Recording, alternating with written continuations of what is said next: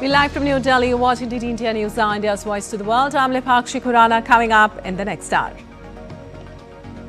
After unexpected stay of 9 months in space, NASA astronauts Sunita Williams and Butch Wilmore returned back on SpaceX Dragon capsule. Duo did 150 experiments and 900 hours of research during their stint on the ISS. U.S. Secretary of State Marco Rubio to lead Ukraine ceasefire talks with Russia planned on Sunday in Jeddah after Putin agrees to pause Ukraine energy attacks in his call with Trump. Israel increases pressure on Hamas as airstrikes continue in Gaza after 2 months of truce. U.S. envoy to the UN says blame lies solely with Hamas. Gulf nations EU express concern at the flare-up. U.S. judge finds Elon Musk's USAID cuts likely unconstitutional, blocks him and Doge from making more cuts, Trump to appeal the ruling.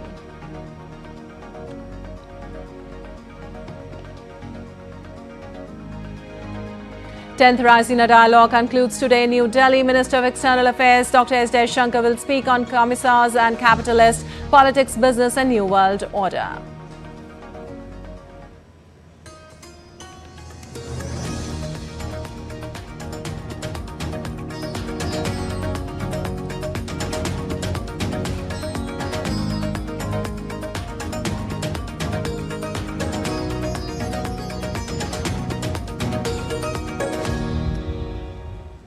And on to the top story this hour, NASA astronauts Butch Wilmore and Sunita Williams returned to Earth after 286 days stay in space.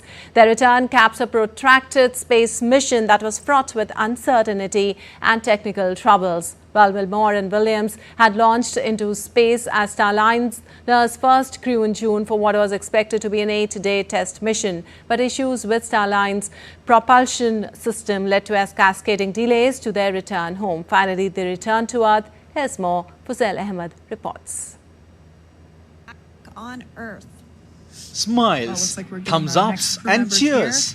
That sums up the mood after safe return of 2 stranded NASA astronauts, Butch Wilmore and Sunny Williams, after their unexpected 286-day space sojourn.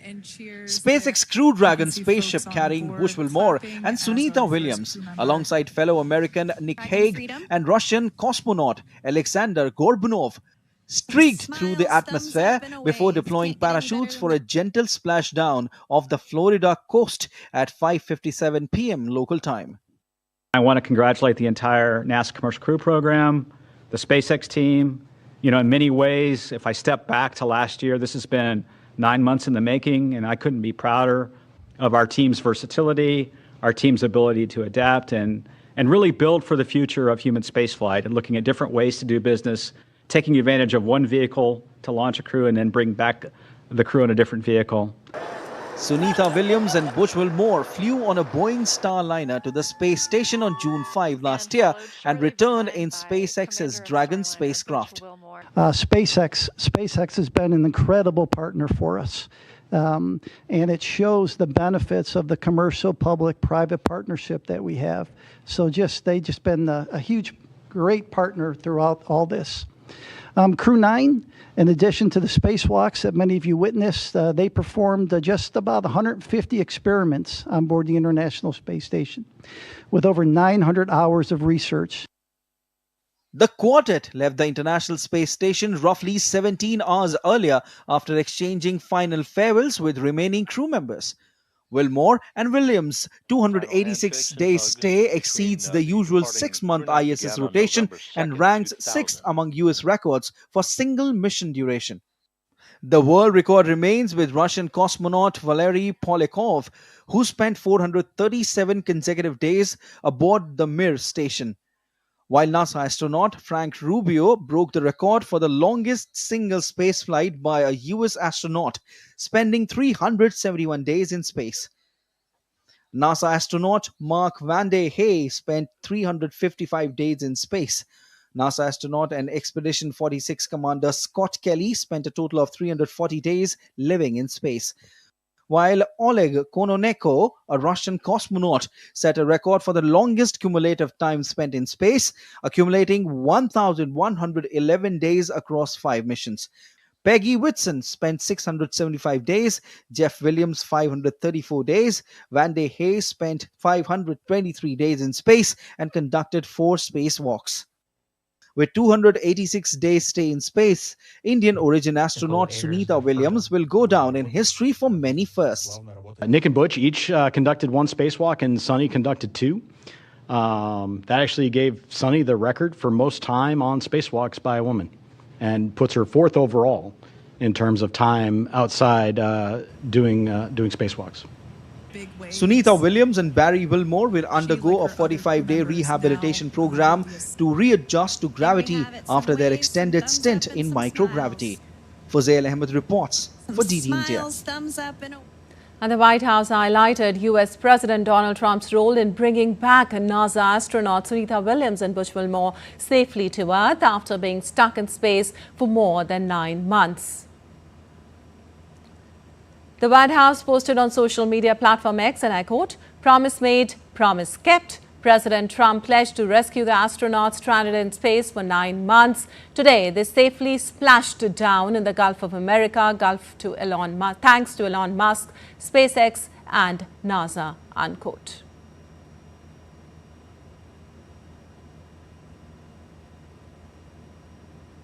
And India's Minister for Science and Technology, Dr. Jitendra Singh, hailed the safe homecoming of stranded NASA astronauts. Sharing on social media platform X, he wrote, and I quote, "A moment of glory, pride and relief. The whole world comes together to celebrate the safe return of this illustrious daughter of India, who's instantly gone down in the history for the courage, conviction and consistency with which she endured the uncertainties of space," unquote. Well, Indian Space Research Organization welcomes NASA astronauts who wishes to utilize NASA astronauts' expertise in space exploration. On X, ISRO wrote, and I quote, "Welcome back, Sunita Williams. Your safe return after an extended mission aboard the ISS is a remarkable achievement, a testament to NASA, SpaceX and the USA's commitment to space exploration. Your resilience and dedication continue to inspire space enthusiasts around the world. As Secretary DOS and Chairman ISRO, I, on behalf of my colleagues, extend a warm greeting to you and wish you a great day ahead. When Bharat, under the leadership of Honorable Prime Minister Modi ji, is working towards making India as a developed country, we wish to utilize your expertise in the space exploration," unquote. And moving on now, U.S. envoy Steve Witkoff told Fox News on Tuesday that talks with Russia on the Ukraine war will take place on Sunday in Jeddah. Witkoff told Fox News, as I quote, "The devil is in the details. We've got a team going to Saudi Arabia led by our National Security Advisor and our Secretary of State. And I think, we've got to figure out those details," unquote. He was referring to top U.S. diplomat Marco Rubio and White House National Security Advisor Mike Waltz.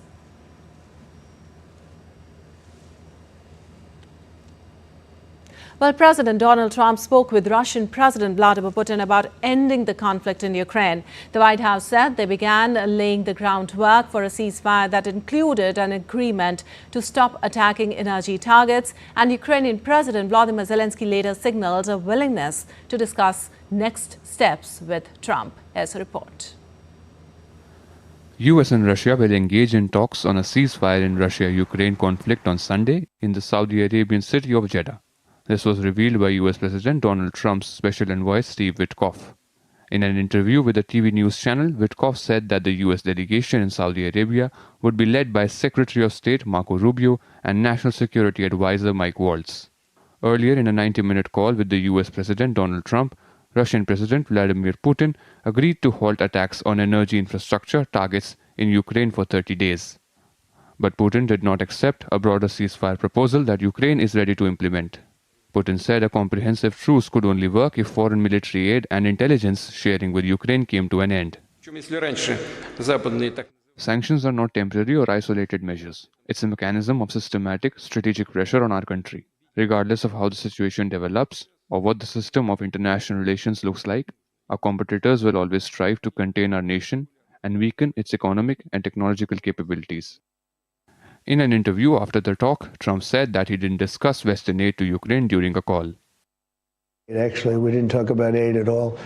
We talked about a lot of things, but aid was never discussed. We're going to be friendly with both. I think we're going to be friendly with both. China needs us in terms of trade very badly, but we have to straighten out the deficit. We have now more than $1 trillion deficit with China. It's not even believable. And we're going to be doing something about that. And with Russia, they would like to have some of our economic power. Ukraine reported a barrage of strikes on civilian infrastructure hours after Moscow agreed only to pause attacks on the energy grid. This is not a game where Putin alone dictates the rules. I think that the assistance will continue. We have assistance from both the United States of America and our European allies. We are in constant contact. I am confident that there will be no betrayal from our partners and the assistance will continue. Apart from the halt to energy infra, another takeaway from the phone call was the agreement for prisoner swap. Russia and Ukraine will exchange 175 prisoners each on Wednesday.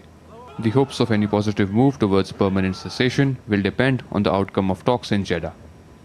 Anamika Pandey's report for DD India. Well, British Prime Minister Keir Starmer and Ukrainian President Volodymyr Zelensky spoke on Tuesday evening as momentum builds towards ceasefire talks with Russia. Zelensky updated Starmer on the intensifying front-line battles. Downing Street acknowledged the progress former U.S. President Donald Trump has made in pushing for ceasefire negotiations. In response, Starmer reinforced Britain's unwavering support for Ukraine, emphasizing that any talks must lead to a just and lasting peace. Also, explosions lit up on the sky over Kyiv on Tuesday night as raid sirens were heard across the Ukrainian capital. Amid the chaos, Russian President Vladimir Putin agreed to halt attacks on Ukraine's energy grid, but rejected a full 30-day ceasefire, a move backed by Donald Trump. Ukraine agreed to the limited truce, pausing strikes on each other's energy infrastructure.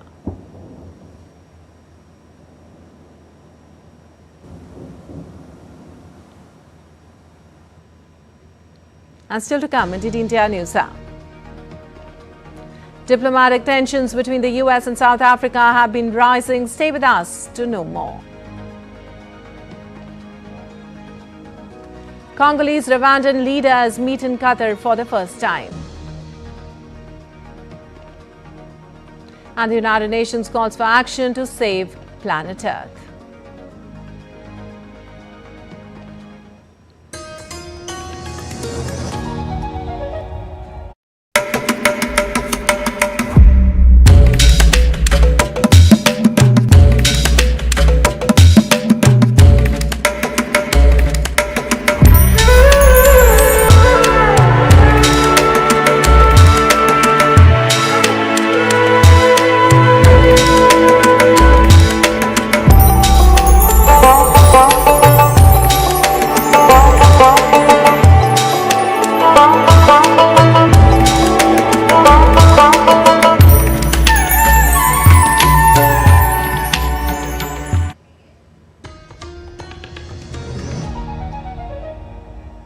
Welcome back. You're watching DD India News. I'm Lipak Shikuran. Moving on, tensions are escalating once again in Gaza after massive overnight airstrikes. Israel's Prime Minister Benjamin Netanyahu warned that this is only the beginning. The airstrikes are the largest since a truce was established in January. More on renewed tensions in West Asia in this report.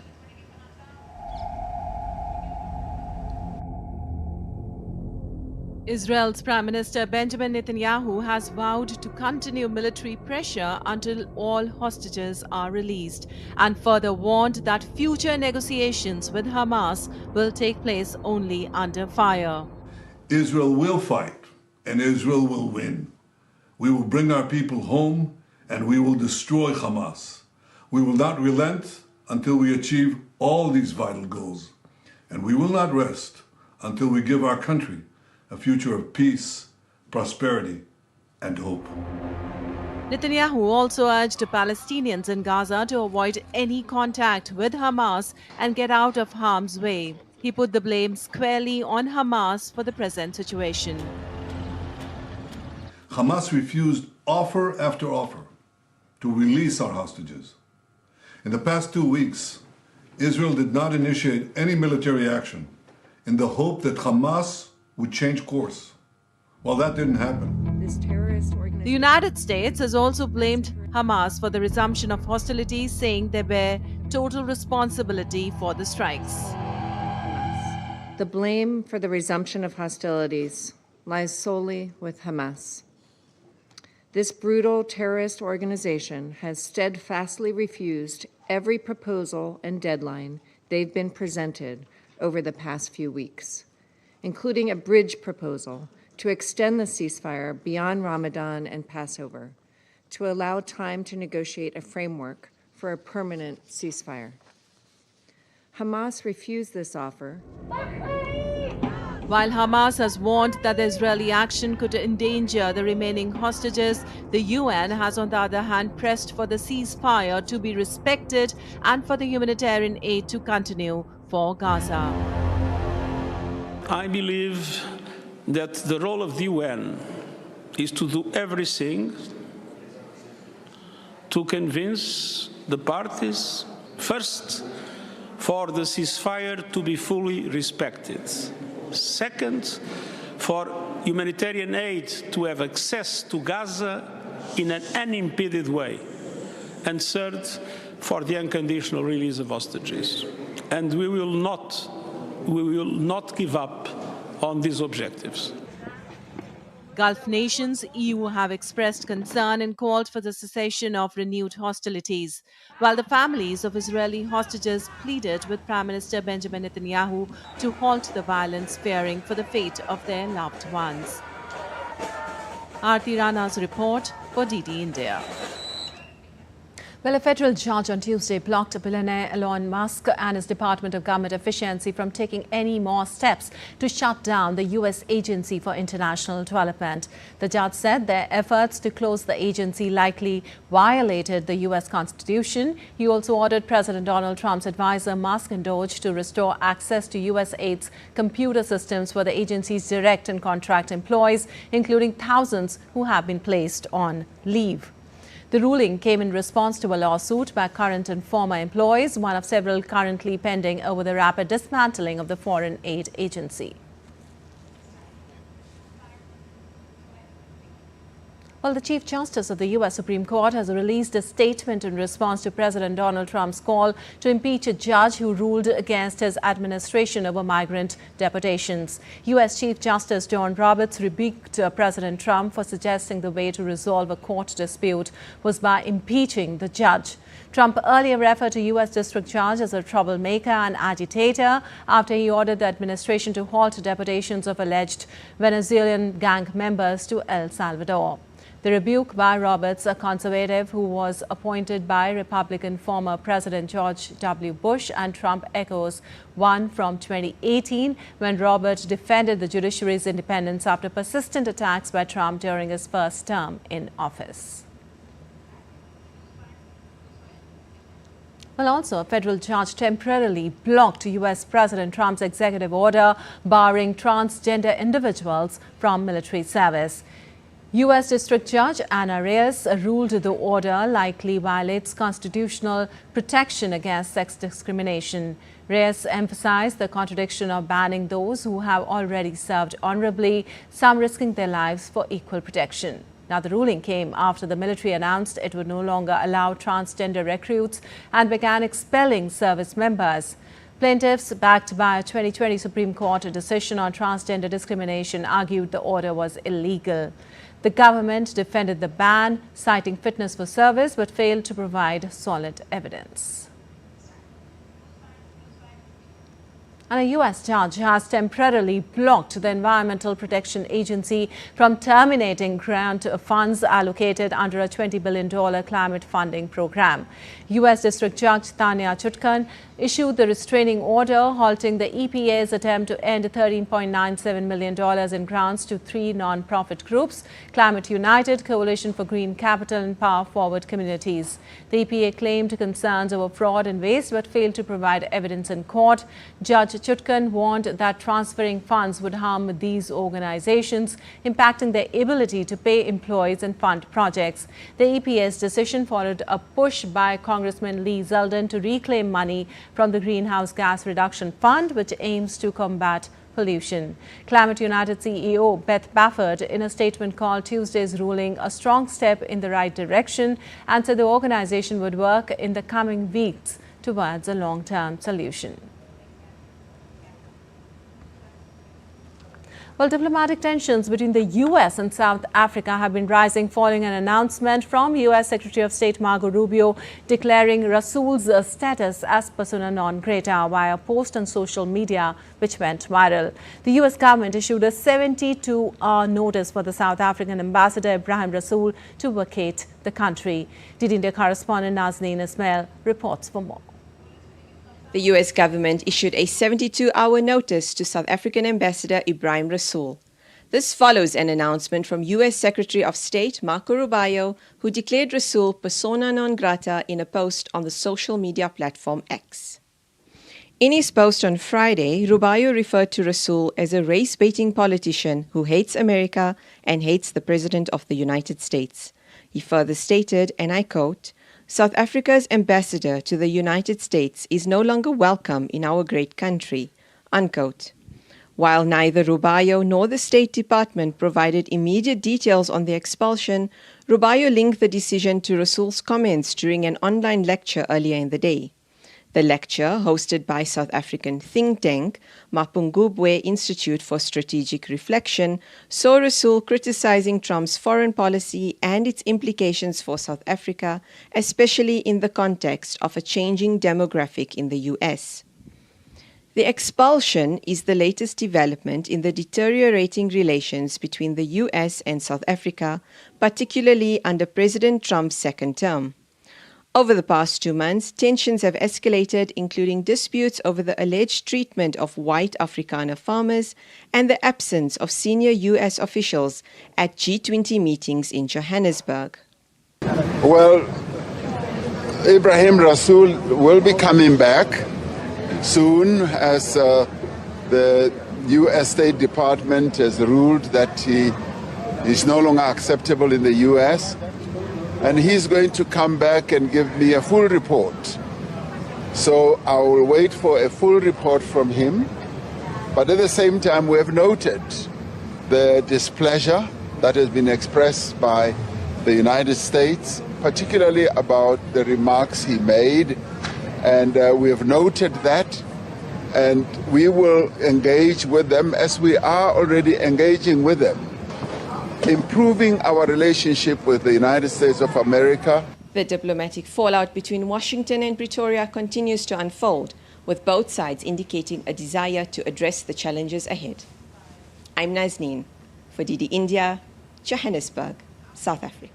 Well, Democratic Republic of Congo President Felix Tshisekedi and his Rwandan counterpart Paul Kagame held direct talks for the first time since Rwanda backed M23 rebels seized 2 major cities in eastern DRC. In a joint statement issued with Qatar, whose Amir mediated the talks in Doha, the countries called for an immediate ceasefire in eastern DRC. The talks came after M23 representatives pulled out of a planned meeting with the DRC government in Angola on Tuesday after the European Union sanctioned 3 Rwandan military commanders and the country's mining agency chief over support for the M23 fighters. Well, the DRC has accused Rwanda of sending weapons and troops to support the M23 rebels, which Rwanda has denied. Meanwhile, former Democratic Republic of Congo President Joseph Kabila warned of potential turmoil anywhere in the Congo and blamed his successor for the ongoing conflict with M23 rebels during a visit to South Africa on Tuesday. Kabila's comments came as Congo's president and Rwandan president called for an immediate ceasefire in eastern Congo during Qatar-mediated talks.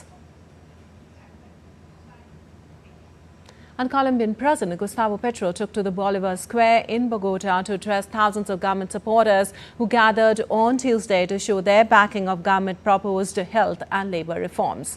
Well, Petro supporters had previously marched through the streets of Bogota before gathering near the Congress building. The call for mobilization followed significant hurdles faced by the labor reform bill in Congress.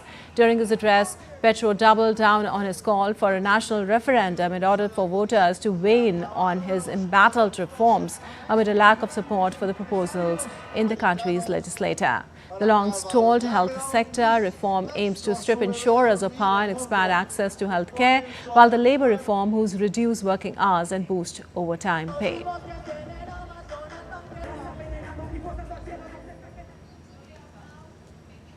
And Sri Lanka suspended Inspector General of Police Deshabandhu Tenakun has surrendered before the Matara Magistrate Court. According to the police, Deshabandhu Tenakun arrived at the Matara Magistrates Court today morning to surrender. Suspended IGP Tenakun is wanted in connection with the 2023 shooting incident at a prominent hotel in Veligama. The Matara Magistrates Court had issued an order to arrest Tenakun, after which he had filed a writ petition in the Court of Appeal seeking an interim order to suspend the Matara Magistrates Directive. The Matara Magistrates Court later issued an open warrant for the immediate arrest of the suspended cop based on a request made by the CID. And hundreds of thousands of people were forced to flee climate disasters last year, while the United Nations highlighted the urgent need for early warning systems covering the entire planet. According to the UN's Weather and Climate Agency, poorer countries are severely affected by cyclones, droughts, wildfires and other disasters. Besides underlining the massive economic and social upheavals from extreme weather, the State of the Global Climate Report said climate change indicators had once again reached record levels. The report said 2024 was the warmest year in the 175-year observational record and the first calendar year over the 1.5 degree centigrade threshold, with the global mean near surface temperature 1.55 centigrade after the 1850 to 1900 average. And heavy rains hit Spain for the third consecutive week on Tuesday, with at least 2 people missing and evacuation of hundreds of Andalusia, a southern region. In Cartama, residents again fighting rising waters as floods from the overflowing Guadalhorce River have collapsed drains and flooded homes. This is the second time in under 5 months that the town has experienced such destruction. Residents were seen struggling to navigate through the flooded streets as others worked to brush water away from their homes and streets. Spaniards remained on edge after torrential rains in the eastern Valencia region 4 months ago caused the deadliest natural disaster in decades. Many criticized local and national officials for delaying emergency alert. And now let's take a look at other stories making news around the world today. U.S. President Donald Trump released material related to the 1963 assassination of President John F. Kennedy on Tuesday. Kennedy's murder has been attributed to a sole gunman, Lee Harvey Oswald. The Justice Department and other federal government bodies reaffirmed the conclusion in the intervening decades. But polls show many Americans believe his death was a result of a conspiracy. Thousands gathered in North Macedonia for vigils on Tuesday evening in remembrance of 59 people who died in a weekend nightclub fire. People illuminated the area with their mobile phones for 16 minutes, signifying the date of the tragedy, March 16th. Mexico City local Congress on Tuesday passed a measure aiming to make bullfights much less harmful to bulls and matadors. It will not allow bullfighters to use spades and swords to attack the animal, which in turn will have its horns covered to prevent injuries to humans. Mexico City is home to the world's largest bull ring, even larger than those in Spain, which birthed the tradition. Well, Pope Francis is showing a good response to his treatment for double pneumonia, and his doctors have determined his prognosis is no longer guarded. Francis has been Pope since 2013 and has suffered from influenza and other health problems several times over the past 2 years.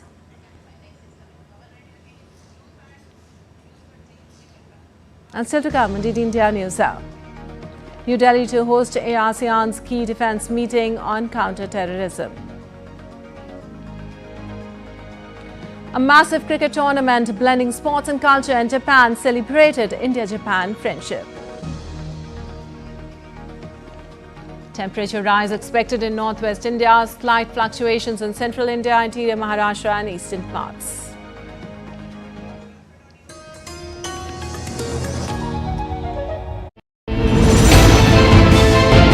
Geopolitics and trade deals. Economic challenges amid development. Hard work and the path to prosperity. It's the economy always. Between walkers, money is what money does and says. Supply creates its own demand. Between the bulls pulls and bears tears. When supply chains globalization and India rises to the podium. We'll get you centered with the Economic Brief at 8 p.m. every Thursday on DD India.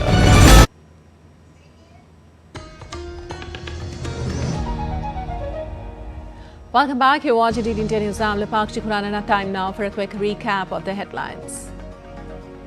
After an unexpected stay of 9 months in space, NASA astronauts Sunita Williams and Butch Wilmore return on SpaceX Dragon capsule.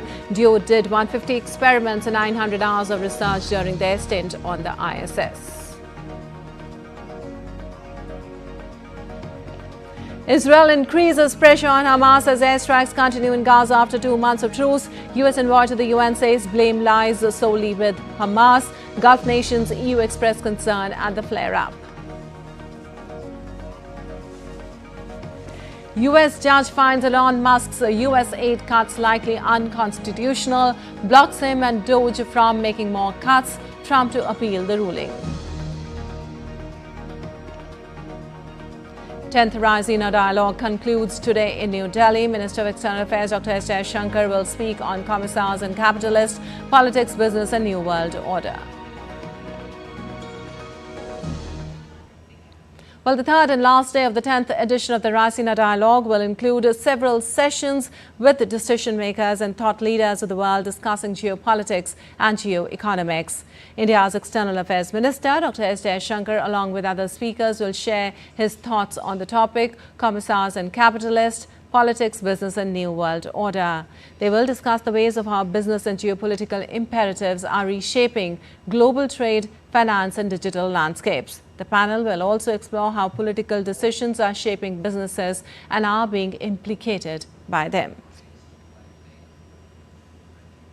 Over 3,500 participants from about 125 countries have joined the dialogue in person. In various sessions, the participants are discussing the state of the world and explore opportunities for cooperation on a wide range of contemporary issues. And in today's session of Destiny or Destination, Culture, Connectivity and Tourism, India's G20 Sherpa Amitabh Kant highlighted that India plays a significant role in job creation and possesses immense potential that is unmatched by any other country. Be a very, very big driver of job creation. It has a huge multiplier impact in terms of both hard infrastructure, in terms of soft infrastructure. But the fact is that the wealth of heritage, the wealth of the tourism assets which India has, no other country in the world has, and that we need to utilize to its full potential in the days to come. And that can be a very big driver of both growth and job creation for it. And Georgia's Foreign Minister Makab Botchorishvili has called for stronger bilateral ties with India across political, economic and educational sectors. DD India correspondent Jessica Taneja spoke to her during a visit to New Delhi for the Raisina Dialogue 2025, where she highlighted Georgia's role as a key transit hub between Europe and Asia and its appeal as a destination for Indian tourists and students. Listen in. We have with us the Foreign Affairs Minister of Georgia. Thank you for speaking to DD India. Tell us about your visit to India and the Raisina Dialogue. You've had quite a few meetings and sessions to attend today. What have been the key takeaways for you? First of all, that's a very important forum, and it's my honor to be here and very grateful for this invitation. This is a great opportunity to have dialogue with stakeholders from different countries, and that's a very good opportunity for us. India is a very important partner for Georgia. Georgia is very good destination for Indian students and Indian tourists, and we have plenty of potential to explore, to expand our bilateral relationship. What are the key areas that you want to work with when it comes to India? Well, Georgia is located in a very strategically important region, and we look at different areas to expand our economic ties and economic relationship. And of course, that is number one priority for us, to look at the possibilities to see where we can cooperate, to have more intense economic cooperation between two countries, and to use potential that Georgia can offer, India can offer, and to make this cooperation mutually beneficial for both countries. And of course, politically, India is also a very important player in the region, and we tend to have very good, friendly relationship with India, and that's very important also to expand it. Thank you. Appreciate you taking our time for us. That was the Foreign Minister of Georgia telling us that India is an important partner when it comes to relationships, and that's something that she'll continue to build momentum on. Jessica Taneja with video person, Naveen for DD India, New Delhi. Well, the 14th meeting of ASEAN Defence Ministers Meeting Plus Experts Working Group on Counter-Terrorism will begin in New Delhi from today. India and Malaysia will co-chair the two-day meeting, which will also be attended by delegations from 10 ASEAN members and 8 dialogue partners, along with Timor-Leste and ASEAN Secretariat. Discussions will focus on evolving a robust and comprehensive strategy designed to tackle the evolving threat of terrorism and extremism. The meeting aims to share the on-ground experience of the Defence Forces of ASEAN and its dialogue partners. Defence Secretary Rajesh Kumar Singh will deliver the keynote address during the opening ceremony.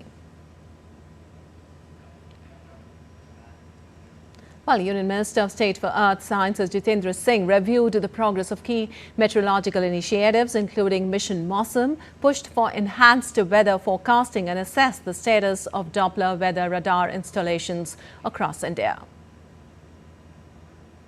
Dr. Jitendra Singh underscored the importance of real-time and impact-based weather forecasting, emphasizing that no weather hazard should go undetected or unpredicted. With extreme weather events becoming more frequent, the government's focus on expanding radar coverage and improving dissemination mechanisms marks a crucial step in safeguarding lives and livelihoods. While the discussion at the review meeting set the stage for faster implementation of weather monitoring projects, reinforcing India's leadership in climate resilience and disaster preparedness. And the weather forecast for the coming days indicates a gradual rise in temperatures over northwest India, while central India, interior Maharashtra and eastern parts will experience slight fluctuations.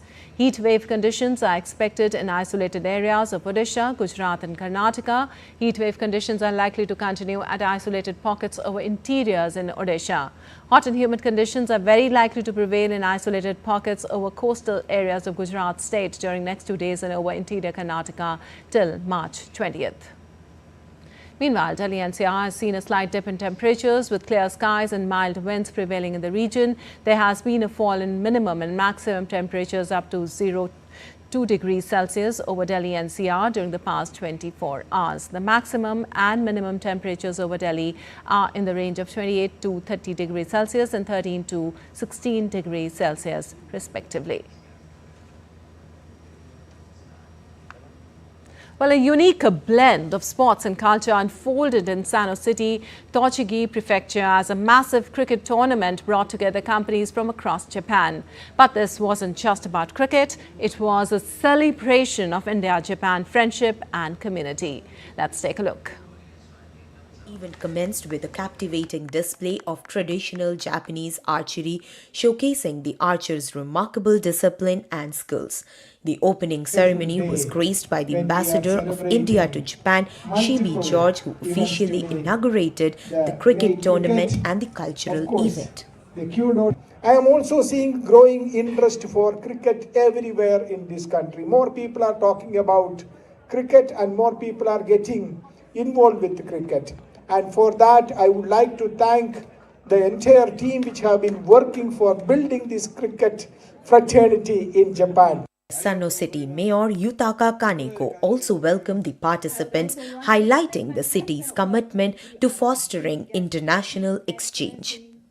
インドの伝統舞踊のアトラクションや人気のカレー店といった出店もございまして、インドの文化と魅力をですね、丸ごと楽しめるイベントも開催をさせていただきます。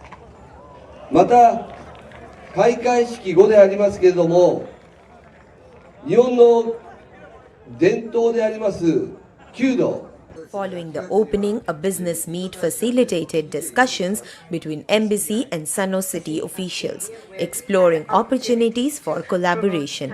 Sano City, known for its scenic beauty and warm hospitality, provided the perfect backdrop for this cross-cultural gathering. Attendees also had the chance to experience traditional Japanese culture.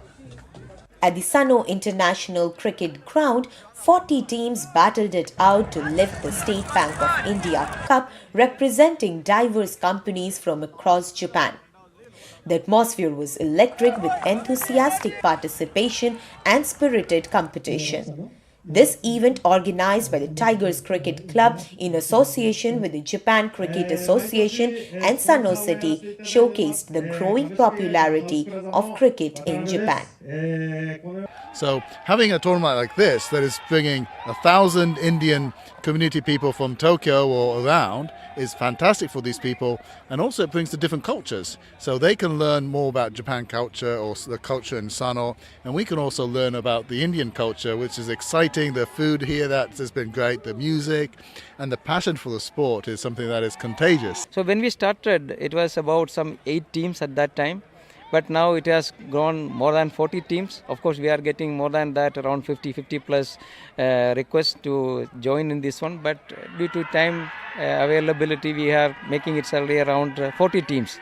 But of course, during these years, it has grown very big. And now, along with us, Japan Cricket Association is joining with us, and Sano City is also joining with us. The vibrant colors of Indian culture is on display here. 40 teams from different organizations in Tokyo participated in this cricket tournament here today. It is not only a celebration of our rich culture, but it's also a celebration of the community to meet professionals from different organizations and different fields here today. It is also a reminder of the rich cultural connect between India and Japan. The celebration shifted to a vibrant display of Indian culture where Japanese artists mesmerized the audience with Bharatanatyam, Kathak, Odissi and Bollywood dance performances.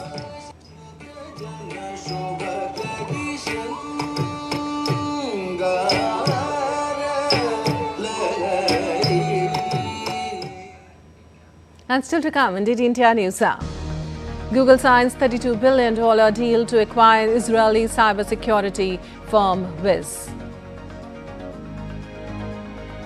Indian shuttlers Ayush Shetty and S. Sankar Muthusamy advanced to main draw of the Swiss Open. A logo, anthem and mascot of the Khelo India Para Games 2025 were launched ahead of beginning of games on Thursday.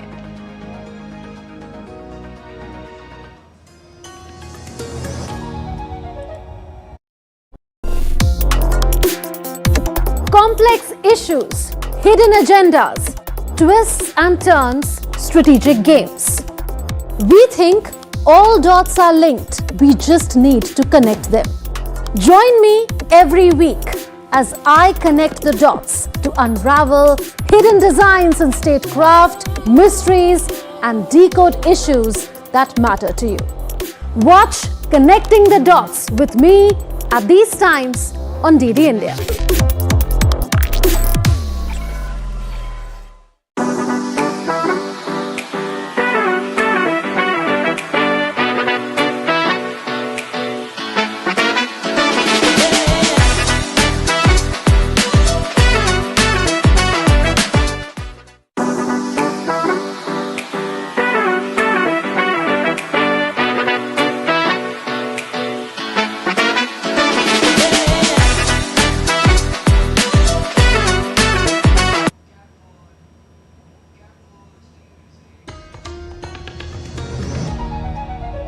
Welcome back. You're watching DD India News. I'm Lipak Shukran, and on to some business news now. The U.S. Federal Reserve began a two-day meeting on interest rates on Tuesday with little action expected given the growing fears about economic growth, inflation and trade uncertainty. Since his return to office in January, President Donald Trump has embarked on a trade war. While his economic team insists the fears are overblown, consumers and businesses appear wary of the effects of tariffs on inflation, which remains stuck above the Fed's long-term target of 2%. Alongside the rate decision on Wednesday, the Fed will also publish its latest economic forecast. The Fed previously predicted 2 rate cuts in 2025 and for inflation to remain above target this year and next. And at NVIDIA's annual GDC 2025 conference in San Jose, CEO Jensen Huang announced groundbreaking advancements in AI and technology. Highlight included the introduction of the Isaac GR003N1, the world's first open humanoid robot foundation model, and the Newton prototype, an open-source physics engine for robotics developed with Google DeepMind and Disney Research. NVIDIA also revealed its next-gen GPU chip, Blackwell Ultra, which boasts more memory for larger AI models, and the Vera Rubin chip system set for release in 2026. Additionally, the DGX workstation, a new personal computer powered by Blackwell chips, was unveiled as a direct competition to high-end Macs. NVIDIA also launched Dynamo software designed to accelerate reasoning processes and announced future plans for even more powerful chips, including Rubin in 2026 and Feynman in 2028. We're also announcing today this incredible model that everybody can run. And so I showed you earlier R1, a reasoning model. I showed you versus Llama 3, a non-reasoning model. And obviously R1 is much smarter, but we can do it even better than that. And we can make it possible to be enterprise ready for any company. And it's now completely open source. It's part of our system we call NIMS. And you can download it, you can run it anywhere. Well, just a mile away, people who couldn't get into the SAP Center watched on a big screen outside of the convention center, where exhibitors will show off their latest products in AI-related tech this week. One conference goer described the atmosphere as insane. I think the whole ecosystem that he's building and how we are going to more having an assistant to help us with our task, like even the robotics side that is still in infantile stage, to see how we are building an ecosystem to train the physical space of the robot. That's amazing, because data is a problem in that system, how to train those efficiently. Well, less than a year after Google's plan to acquire Israeli cybersecurity firm Wiz fell apart, executives were able to ink a deal in a flurry of negotiations after U.S. President Donald Trump was sworn into office just 8 weeks ago. Wiz executives found it hard to turn down Google's revised offer, which valued the cybersecurity startup 39% higher than the earlier bid and also included a high reverse breakup fee of more than $3.2 billion, or over 10% of the deal value, payable to Wiz if the deal falls through. Google sees the premium as justified given Wiz's 70% annual revenue growth and over $700 million in annualized revenue. Google had offered to pay Wiz a breakup fee of about $2 billion at the time, a sum that Wiz felt was very high enough for them to undertake the risk to signing the deal. And Germany's outgoing parliament on Tuesday passed a massive increase in government borrowing, including a sweeping change to the country's debt rules. Chancellor in waiting Friedrich Merz, Conservatives and the centre-left Social Democrats had proposed a $546 billion fund for infrastructure and changes to borrowing rules to bolster defence and revive growth in Europe's largest economy. To secure the necessary two-thirds majority in Parliament, they had to integrate last-minute demands from the Greens party into their proposal. The legislation now goes to Bundesrat upper house, which represents Germany's 16 states, and is set to vote on Friday. Senior officials of the Conservatives and the Social Democrats have said they expect the upper house to pass the legislation.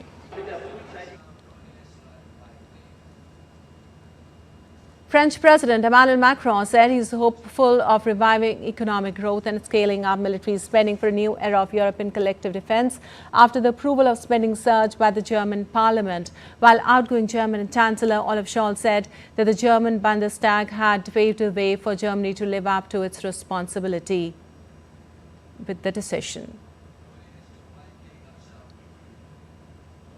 I wanted to come back to several things. Firstly, I want to congratulate you on the historic vote of the Bundestag, which is good news for Germany and good news for Europe. Good news because it will mean more for defense and investment and we need it. In an historic decision, the German Bundestag has today paved the way for Germany to live up to its responsibility. With 3 amendments to the basic law, we are freeing ourselves from constraints that have so far prevented us from spending sufficient funds on our defense. These resolutions are important, they are right, and they are appropriate. Well, you're watching TT India News. Our time now for some sports news. 2-time Olympic medalist PV Sindhu is set to face Julie Dewal Jacobson in the round of 32 of Swiss Open 2025 on Wednesday. Star shuttler Sindhu will continue her quest to regain form after suffering an opening round exit from the All England Championship. Meanwhile, Indian shuttler Ayush Shetty and S. Sankar Muthuswamy advanced to the main draw of the Swiss Open with commanding performances in the qualifiers on Tuesday. Shetty eased past Cholan Kayan of England to secure a spot in the main round, while Muthuswamy had to battle through 2 rounds, including one against compatriot Tarun Manapalli. And the Khelo India Para Games logo, anthem and mascot were launched by the Union Sports Minister Dr. Mansukh Mandavia at Jawaharlal Nehru Stadium on Tuesday.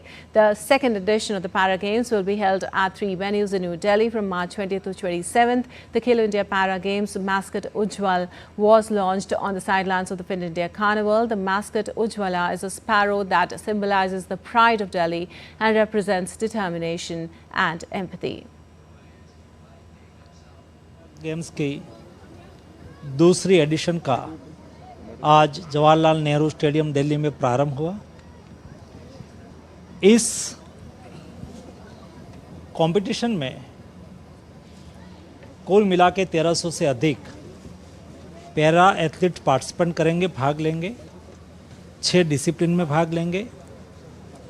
Khelo India platform देश के खिलाड़ियों को देश के अंदर competition करने की एक बहुत अच्छी अपॉर्चुनिटी देते हैं।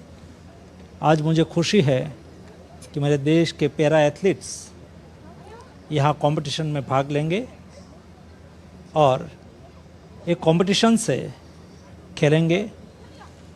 देश और दुनिया में पैरा एथलीट्स देश का नाम रोशन करेंगे। Well, at the Indian Open Polo Championship, Jindal Panther defeated Carousel 8-7 to win the first league match of the tournament at Jaipur Polo Grounds in New Delhi. The occasion was graced by Lok Sabha Speaker Om Birla as the chief guest, along with several members of Parliament, adding to the significance of the event. His report by DD India's Faisal Khan.